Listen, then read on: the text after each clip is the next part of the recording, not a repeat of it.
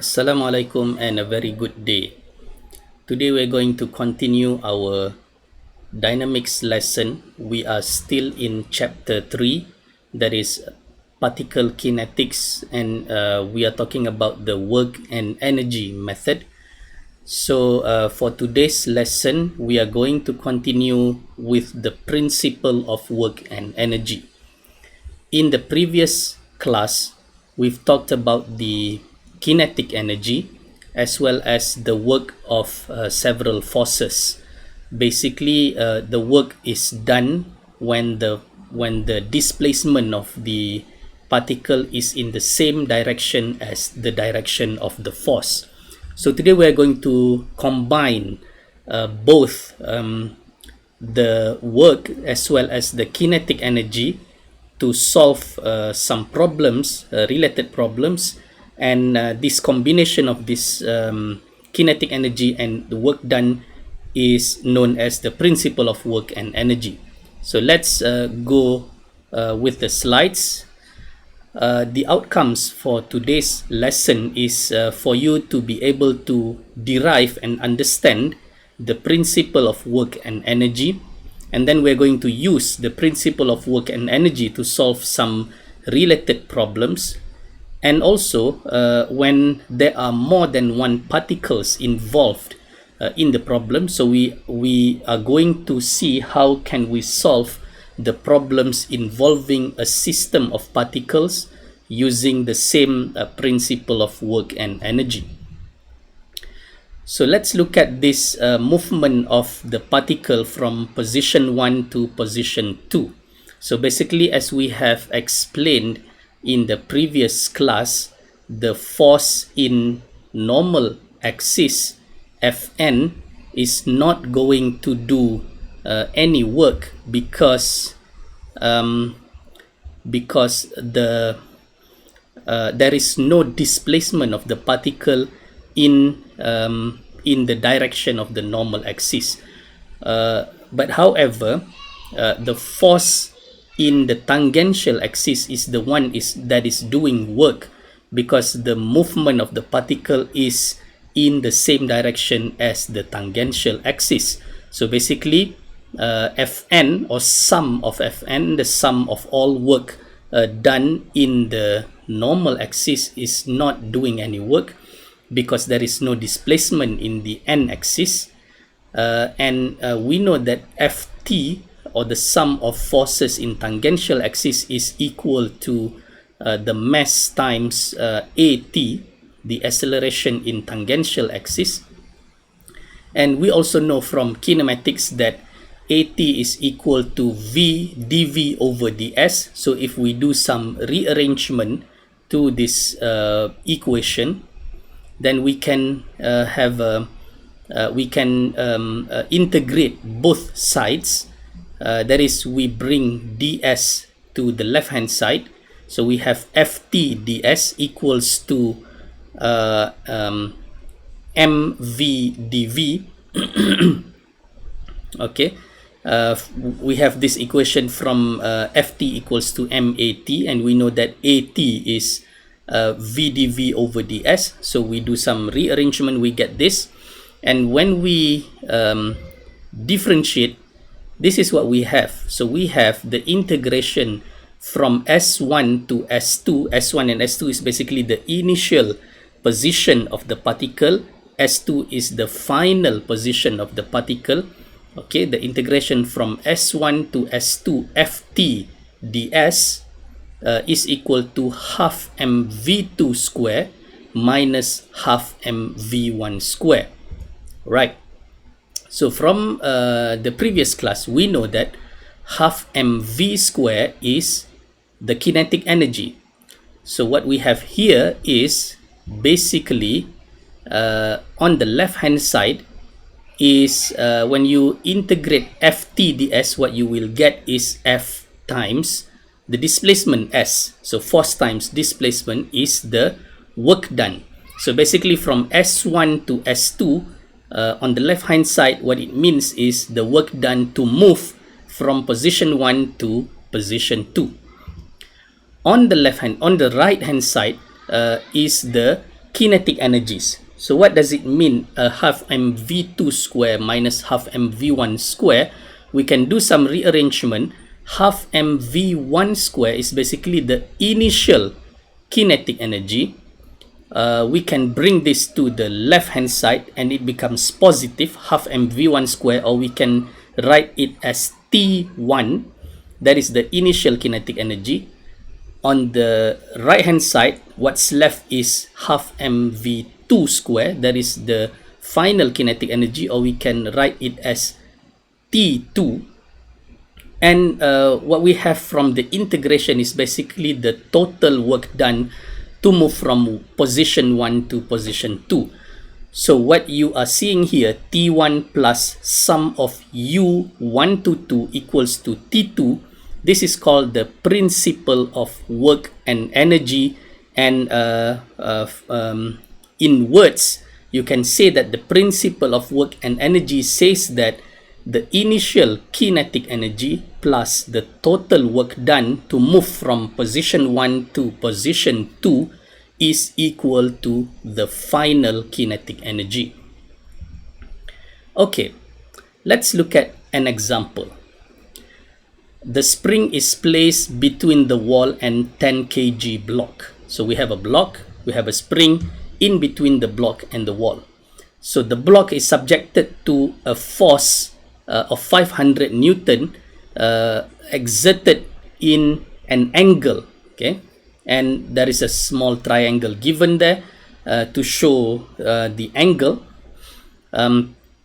Determine the velocity of the block when S is equal to 0.5 meters. So basically, after the force has been applied to the block, it will move. And what we want to know is what is the speed or the velocity of the block when it has traveled 0.5 meter. Okay. And the question also says that when S equals to 0, the block is at rest. So initially the block is not moving and the spring is uncompressed. And the surface contact is smooth, which means that we don't have to consider the friction. So basically this is a frictionless problem. Okay, the first thing to do is to draw the free body diagram. Okay, so we have the weight pointing down, we have the normal force pointing up, and we have the components of 500 Newton force. Pointing in x-axis is 500 times 4 over 5. Pointing down is 500 times 3 over 5. So if you are confused how do we get this, you can go back to our previous lessons where I have explained about this. This is basically just trigonometry. And okay, basically the forces in y-axis, the weight, the normal axis, and A, as well as the 500 Newton times 3 over 5, all of these forces do not do work. Why? Because the block is not moving in y-axis. The motion of the block is only in x-axis. So the only force that is doing work here is the component of force in x-axis, which is 500 times 4 over 5. So the first thing to do is to calculate the work done by this force. So what we do is 500 times 4 over 5 multiply with the displacement, which is 0.5. So what we have is UF is 200 joule. Okay, that is the only work done here. Now what we need to do is then to find the kinetic energy. So what is the initial kinetic energy? It says in the question that the block is initially at rest. Therefore, we know... Okay, I'm sorry, before we proceed with the kinetic energy, I forget that we have a spring also attached to the block. So basically, we need to calculate the work done by the spring. Okay, before we go to the kinetic energy, we calculate the work done by the spring. So this is the formula or the equation to calculate work done by spring. that is US is equal to minus half K times S2 square minus S1 square. So basically K is given 500 Newton per meter. So what we need to find now is what is S2 and what is S1. So it says that when S is equal to 0, or initially, the spring is uncompressed. So from this statement, we know that initially there is no elongation or compression of the spring. So S1 is equal to 0. Next is what we need to do. What is the elongation of the spring at position number 2? So when the block has traveled 0.5, so we know that the spring is also being compressed by 0.5 meter. So therefore S2 is 0.5. Okay, so basically S1 is equal to 0 because the spring is initially uncompressed. Therefore S1 equals to 0, and the block travels 0.5 meter to the right, and therefore S2 is equal to 0.5. Okay, now we have S1 and S2. We can substitute in the equation to get what is the value of US. So we have minus half times 500. This is the given spring constant, K equals to 500 Newton per meter, multiply with 0.5 square minus 0. So what we have is negative 62.5 joule. This is the work done by the spring. So basically there are two work done here. The first one is work done by the force, the component of 500 Newton force moving to the right, and the second work done is by the spring. So now only we go to the kinetic energy. So as it says, initially the block is at rest, therefore we know that it is not moving initially. So when an object is not moving, therefore the kinetic energy is equals to 0. So initial kinetic energy T1 equals to 0. What about T2? T2 is half mv2 square. So we don't know what is v2 square. This is the one that we want to find out. So what we have for T2 is 1/2 times 10 kg, the mass. We have 5, so 5 v2 square. Okay, now only we write down the equation for the principle of work and energy. Okay, the principle of work and energy, T1 plus total work done is equal to T2. So T1 equals to 0. Total work done is work done by the force 200 joule, and work done by the spring minus 62.5. So 200 minus 62.5 is equal to T2, that is 5 v2 square. So from here we get v2 is 5.244 meter per second. So when the block has traveled s equals to 0.5 meter, we know that the velocity of the block at this moment is 5.24 meter per second. Okay, let's look at the next example. Now, if the motor exerts a force F equals to 600 plus 2s square on the cable. So if you notice, now the force applied by the motor is a function of the displacement, a function of S. Okay, determine the speed of 100 kg crate when it rises to 15 meters. So basically, from the ground, initially the crate is at rest on the ground, and because of the force applied by the motor, the crate will travel up, and what we want to know is what is the speed of the crate when it has rises to 15 meter. Okay, first thing to do is to draw the free body diagram. Now we are interested in the crate. So the crate has the weight pointing down, mg, and the force exerted by the motor F is given up here to the motor F, but then we have two pulleys down there which causes the force F, the tension at the crate down there to be double the force given by the motor. So basically we have the tension at the top of the crate, the cord pulling the crate is 2 times F, okay, whereas the force exerted by the motor is F. So this is why the two pulleys are used so that the force exerted by the motor is doubled to bring the crate up. Okay, so this is the free body diagram that we have. Basically we need only to focus on the force applied on the crate, so we don't have to look at the force at the motor, but this is just to show that the force F applied by the motor, and because there are double pulleys, the tension developed at the strings or the cord pulling the crate down there is needs to be doubled as well. Okay, so we know that the crate travels from bottom going up, so there is work done by the weight.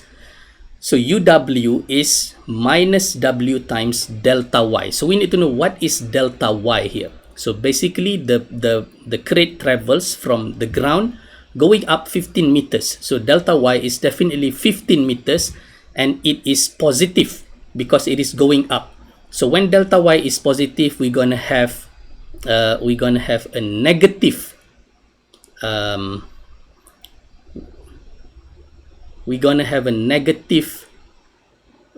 work done by the weight. So this is maybe a mistake that I made here. UW should be minus 14,715 joule. Well, let's continue first. Okay, then we have the work done by the force. So we know that the tension developed in the cord pulling the crate is 2 times the force. So we UF will be 2 times the force, the integration of the force ds. So the integration is from 0 to 15. So S1 is equals to 0, S2 is 15, and the function of the force is 600 plus 2s square ds. So from this integration, what we have is 600s plus 2s cubed over 3, and the function is for the range is from 0 to 15. So what we have is, in the end, the work done by the force is 22,500 joule. Okay. It says the crate is initially at rest, so we know that T1 initial kinetic energy is equal to 0. The final kinetic energy, we don't know what is the value of V2 yet, so what we have is 1 over 2 times the mass of 100 kg, we have 50, so 50 V2 square. Okay, and finally we will apply the principle of work and energy. T1 plus total work done is equal to T2. So what we have is 0 plus 22,500, okay, minus 14,715. It is correct. Please correct the work done by the weight. Up there it should be negative 14,715, and I got it right in the principle of work and energy here. It is minus 14,715 equals to 50 V2 square. So finally we get the value of V2 is equal to 12.48 meter per second. Okay, now let's look at another example, example 3. The 40 kg boy is sliding down the smooth water slide.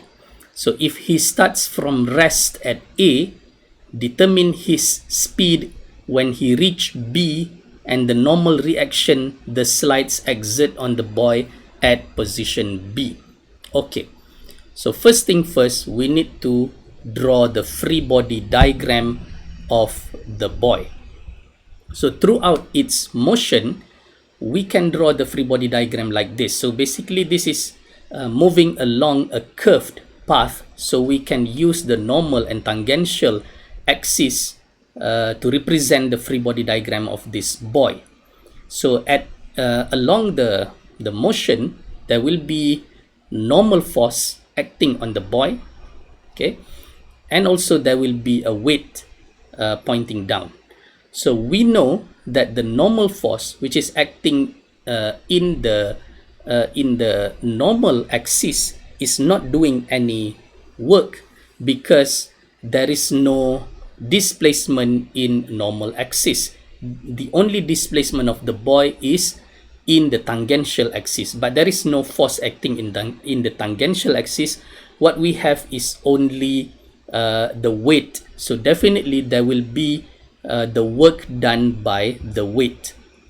So UW is minus W multiplied with delta Y. So what is the delta Y here? Moving from A going down to B, delta Y will be represented by the Y-axis, which is 7.5. In fact, it is moving down, so it is negative 7.5. So what we have is minus 40 kg times 9.81 times minus 7.5. So what you have is 2,943 joule. That is the work done by the weight moving from A to B. NB does no work. I have explained before.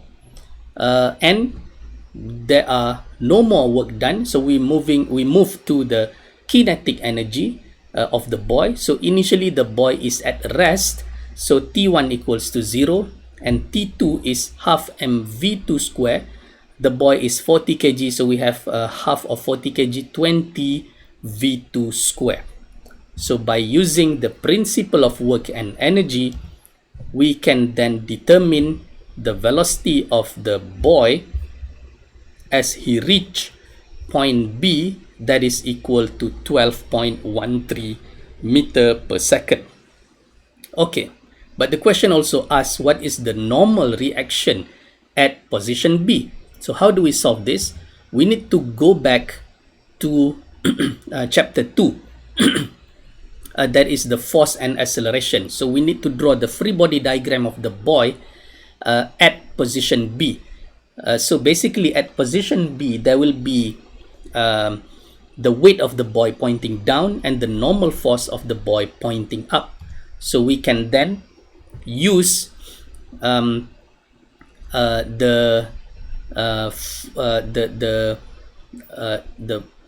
equation of normal axis, total work done, the total force in normal axis, Fn is equal to MAN, or is also equal to mv square over r.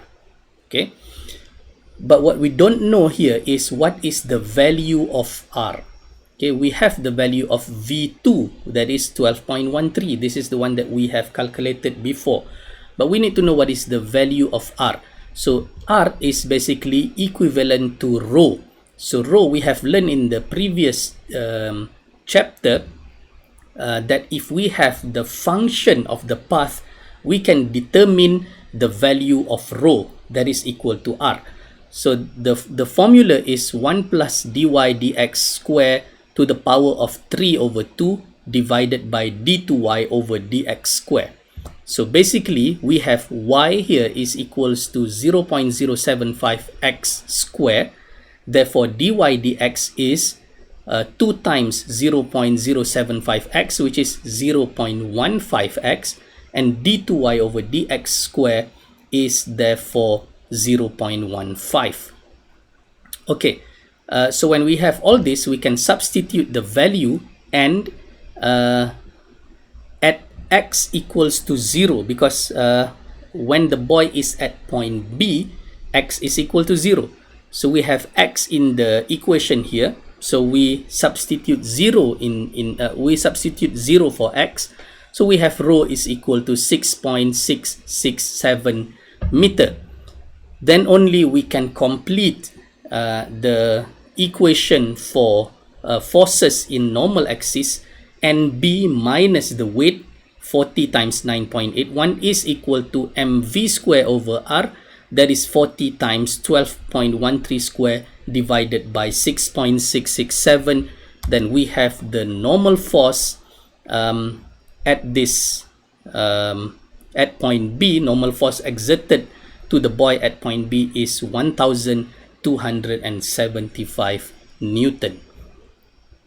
Okay, so the next thing I would like to share is how can we use the principle of work and energy to solve problems related to a system of particles. What does it mean? A system of particles means that there are more than one particles or more than one objects involved in the problem. So what we need to do is basically we need to calculate the work done for both particles as well as the initial and final kinetic energy for both particles and combine them together in the principle of work and energy. Let's look at an example. This will be the last example to show how can we use the principle of work and energy to solve problems related to a system of particles. Okay, so block A and block B have a mass of 10 kg and 100 kg respectively. Determine the distance B travels when it is released from rest to the point where its speed becomes 2 meters per second. So basically the situation here is B is released from rest, and because it is heavier than A, it will go down, and block A will go up. So we want to know how far B goes down when it reaches the speed of 2 meters per second. Okay, so the first thing to do is to draw the free body diagram and find the relationship of these pulleys. Okay, so for block B, we have the weight of B pointing down, and we have the tension pointing up, and for block A, we have the weight pointing down as well. And we have SB and SA, or this could also be delta YB and delta YA, because this involves the work done by the weight. Okay, so for block A, UWA, or work done by weight A, is minus WA times delta YA. So delta YA is SA. So basically what we have is 10 kg times 9.81 times delta SA. We have minus 98.1 delta SA. Okay. For UWB, work done by the mass B is then 100 kg times 9.81. So we have 981 times delta SB, which is the change of SB. Delta SB means the change of SB. And it says release from rest. So we know T1A and T1B both are 0. Okay, initial kinetic energy of mass A and mass B both are 0. T2A, the final kinetic energy of block A, is 1/2 mVA square, which is 5 VA square. And T2B is 50 VB square. Okay, now we have VA, VB, delta SA, and delta SB. So we cannot solve this because we have 4 unknowns in the equation. So what we need to do is find the relationship of this pulley.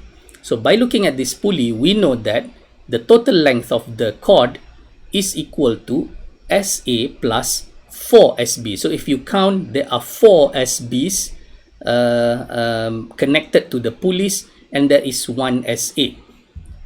Therefore, delta SA plus 4 delta SB is equal to 0. If we calculate the change, then this is what we have. So delta SA is therefore equal to minus 4 delta SB. And therefore, if we differentiate over time, we have VA is equal to minus 4 VB. Okay. Then minus 4 VB. So let's continue. When VB is equal to 2 meter per second, then we know VA is minus 4 times 2. Okay, from the relationship we defined above, we have when VB equals to 2 meter per second, then VA is minus 8 meter per second. So by using the principle of work and energy, we can key in all the values for total T1. So T1A equals to 0, T1B equals to 0. We have 0 plus 0.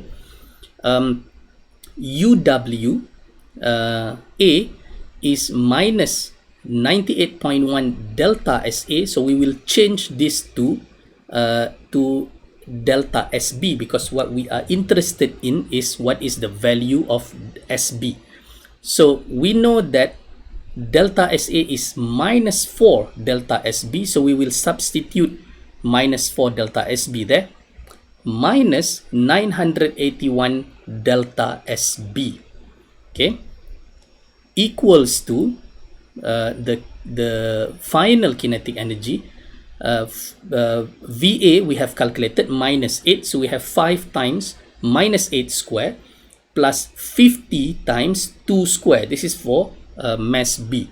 So when we solve this, finally we will get the value of delta SB when the time mass B has a speed of 2 meter per second is minus 0.8835, and the negative sign there shows that at this moment point B is traveling down, which is correct based on our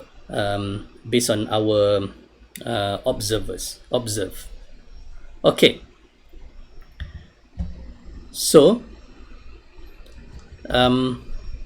as a summary, what we have learned today is the derivation of the principle of work and energy. Okay, that's number 1. And we have also solved some problems related to the principle of work and energy of a particle and also of a system of particles. Okay, so I think that's all for today's class, and I will see you again in the next video. Thank you.